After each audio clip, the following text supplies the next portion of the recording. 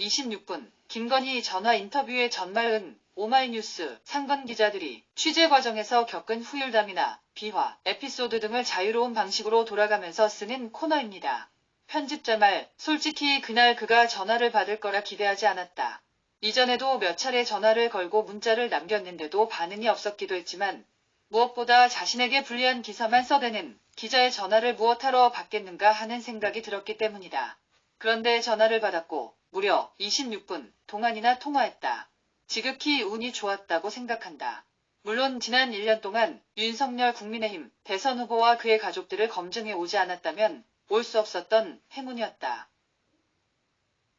기자는 지난 1년 동안 윤석열 후보와 그의 가족들의 검증에 집중해왔다. 거기에는 최초의 인물탐구, 아산 신도시 땅 투기 의혹, 간직검사 부인 송금, 요양병원 불법 운영, 코바나 콘텐츠 협찬사 분석, 학사부터 박사까지 학력 검증, 삼부토건, 조남욱 회장, 리스트, 오랜 스폰서 사업가 추적 등이 포함돼 있다. 그 과정에서 장모로부터 3억 원의 손해배상 소송과 윤 후보 쪽으로부터 2건의 형사고발을 당했다. 그동안 취재하는 과정에서 장모 최 씨와는 한 번 통화하는 데 성공했지만 부인 김 씨는 목소리 한 번 듣지 못했다. 그래도 지난 10월 윤 후보와 부인, 장모의 역술, 무속 의존 논란을 취재하면서 김 씨에게 전화를 걸었을 때에는 메시지를 남겨주세요라는 문자라도 보내왔다. 이에 통화를 기대하면서 오마이뉴스 구영식 기자입니다. 어머니와 점집 등을 드나들었다는 증언이 있어서요. 사실 확인차 연락드렸습니다. 시간 나실 때 연락 부탁드립니다라는 문자를 보냈다. 하지만 전화는 오지 않았다. 이후 김 씨와의 첫 통화는 진리 의혹에 대한 첫 실명 증언자인 안혜욱 전 대한초등학교 태권도연맹 회장을 지난 10일 경북 경산에서 인터뷰한 뒤에 이루어졌다. 기자가 정의하는 진리 의혹이란 김 씨가 진리라는 예명을 쓰고 술집을 출입했다는 것을 넘어서 조남욱 옛 삼부토건 회장을 연결고리로 현직검사 등 유력 인사들을 만나 인맥을 쌓았고 그것을 이용해 모친의 송사나 사업 등에 영향을 미쳤다는 의혹이다. 취재기자로서 안혜욱 전 회장 인터뷰 내용에 대한 반론이나 해명이 필요했기 때문에 지난 13일 김 씨에게 전화를 걸었다. 받을 거라는 기대는 크게 하지 않은 채 그런데 예상을 깨고 김 씨가 바로 전화를 받았다. 순간 긴장하면서 오마이뉴스 구영식 기자입니다라고 했더니 그의 첫 마디가 이랬다. 왜 저만 공격하세요? 자택사 나와 사무실에 나는 김건희 씨 국민의힘 윤석열 대선 후보의 배우자 김건희 씨가 15일 서울 서초구 자택에서 나와 자신의 사무실로 향하고 있다. 시 연합뉴스 통화 연결. 원망과 자신감 분명 원망이 섞인 첫 마디였지만 화가 나서 따져 묻는 심각한 분위기는 아니었다. 기자가 기자의 숙명이죠라고 답했더니 김 씨는 그니까요. 얘기하면 오해도 풀고 그럴 텐데. 라며 그쪽 입장도 있으니까 다 이해하는데 억울한 게 너무 많아요라고 억울함을 호소했다. 저 이상한 사람 아니에요.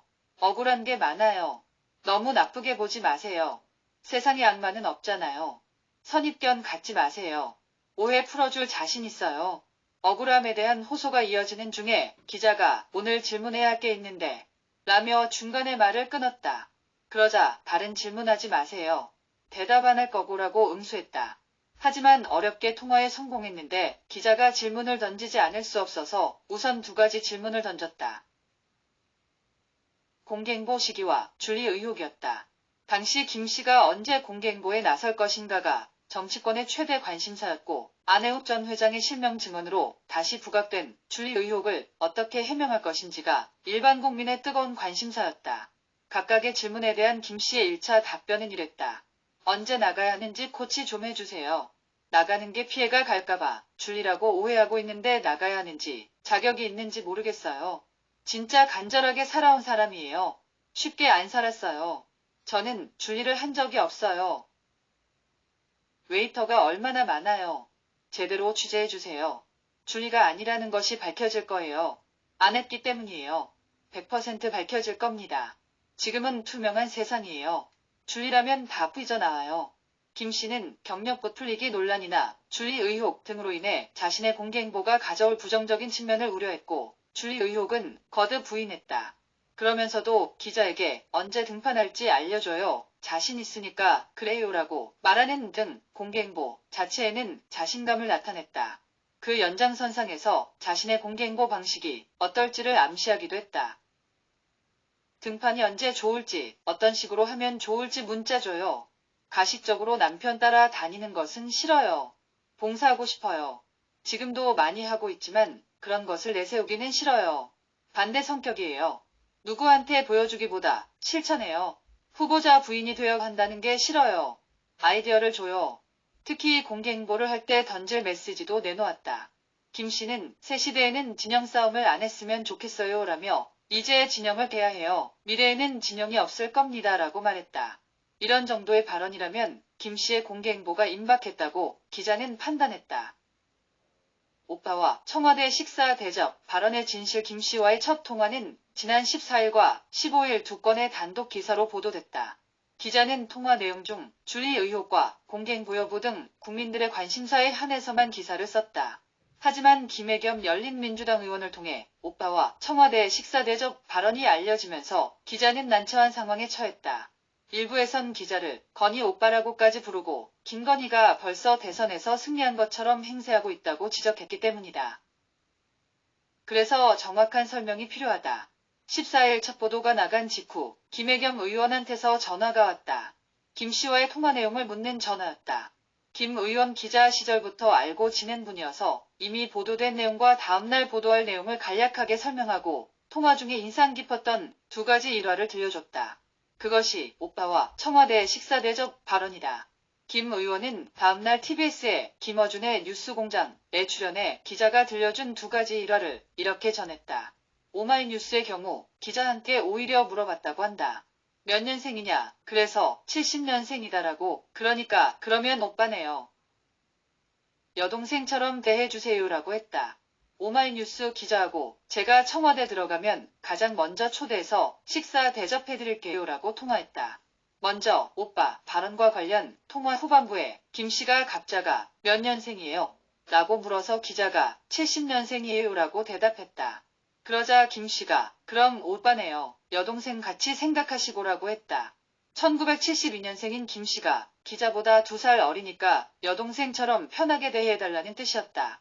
다만 요즘에는 가족이나 친인척, 연인 사이가 아니면 오빠라는 호칭을 잘 사용하지 않는다는 점에서 김 씨가 첫 통화에서 기자에게 그럼 오빠네요. 여동생같이 생각하시고라고 말한 것은 상당히 이례적이다. 평소에 자신보다 나이가 많은 이들에게 오빠라는 호칭을 익숙하게 썼던 습관이 반영된 것일 수 있다. 또 김혜겸 의원이 전한 청와대 식사 대접 발언을 두고는 대선이 끝나지도 않은 시기에 마치 청와대에 들어갈 것처럼 행세했다는 지적이 나왔다. 하지만 분명한 것은 청와대를 먼저 언급한 쪽은 기자였다. 통화 중에 김 씨가 이슈가 끝나면 개인적으로 얘기 나누고 싶어요 라고 했고 이에 기자가 청와대 들어가시면 만날 수 있을까요? 라고 물었다. 대선 전에 인터뷰를 하고 싶다는 얘기를 이렇게 표현한 것인데 김 씨가 이렇게 응수했다. 가면은 제일 먼저 만나고 싶은데. 저는 남자다워요. 가식적인 거 되게 싫어해요. 잘 되면 기자님 모시고 식사 대접할게요. 얘기 한번 들어주세요. 기자가 언제든지 준비가 돼 있어요 라고 하자 김 씨는 이렇게 말했다. 잘 되면 구 기자님 한번 모시고 싶어요. 나랑 같이 이해할 거예요. 욕만 하지 마시고. 잘 모르잖아요. 조금 저를 알고 하세요. 세간의 관심을 집중시킨 오빠와 청와대 식사 대접 발언이 나왔던 사정은 이랬다.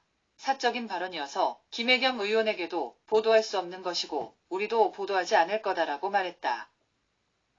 하지만 김 의원이 이러한 발언을 방송에서 전하고 수많은 매체들이 이것을 인용 보도하면서 기자도 김 씨도 곤란해졌다. 결국 김 의원은 두 차례나 기자에게 미안하다고 사과했고 기자도 김 씨에게 사과의 뜻을 전했다. 서로 다른 말을 하는 윤석열과 김건희, 윤석열 국민의힘 대선 후보의 부인 김건희 씨의 공개 행보에 대해 윤 후보와 김 씨의 말이 서로 다르다. 누구 말이 맞을까?